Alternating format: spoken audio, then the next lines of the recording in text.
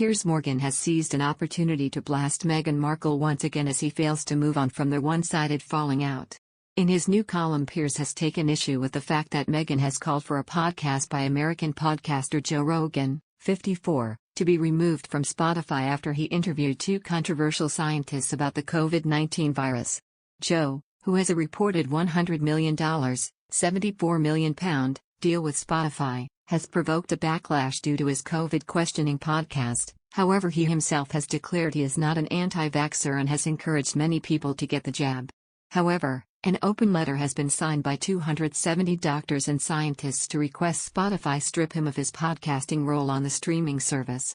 While singers Neil Young and Joni Mitchell have removed their music from the subscription service in protest, while British singer James Blunt has threatened to release new music if the Swedish company doesn't remove Joe's podcasts. Piers, who has a column called Uncensored for Rupert Murdoch's Empire covering The Sun and The New York Post, has also highlighted that Meghan and Harry have added their voices to the backlash against Joe. The royal couple were themselves paid $25 million, £18.6 million, to create podcasts for Spotify, although they have as yet released just one episode which was met with mixed reviews from critics. Piers writes, in a new low, the Duke and Duchess of Sussex have demanded the Swedish streaming platform, which paid them $25 million last year to do their own podcast, do something about Rogan's rampant misinformation. Sorry, what? A pair of two-bit minor British royal family renegades best known for spewing outrageously harmful misinformation to Oprah Winfrey are trying to suppress an American's First Amendment right to free speech? Piers first takes the time to brand Meghan Princess Pinocchio once again in highlighting that she wrote to ITV to have him fired after he accused her of being dishonest in some parts of her infamous Oprah Winfrey interview.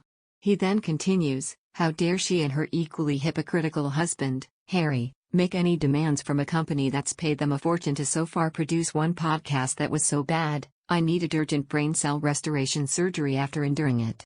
If the choice of whom to listen to in America is a curious, smart man who listens to myriad views to get to the truth, or a pair of fork-tongued, woke wastrels whose only currency is trashing the royal institution that gave them their titles to exploit for vast financial gain, give me the former anytime. Piers concludes by suggesting the bosses of Spotify should cancel their contract with Meghan and Harry and reallocate the money they would spend on them to Joe Rogan instead. Another news, Prince William and Prince Harry commissioned their late mother's statue for Kensington Palace's sunken garden back when they were best of friends, royal commentator Julie Montagu noted. But the pair were rocked by a huge rift just a few months before the unveiling of Princess Diana's statue in July 2021.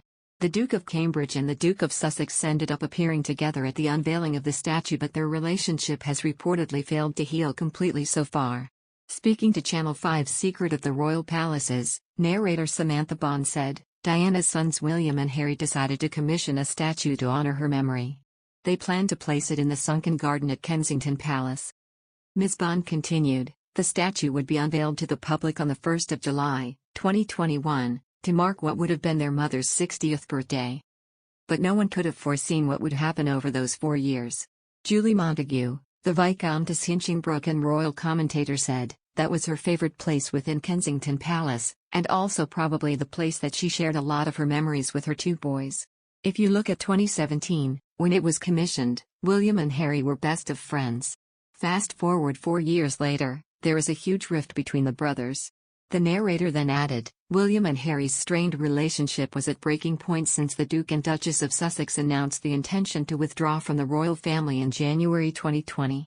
Buckingham Palace released a statement about the decision on January 28, 2017, saying, it has been 20 years since our mother's death and the time is right to recognize her positive impact in the UK and around the world with a permanent statue. Our mother touched so many lives.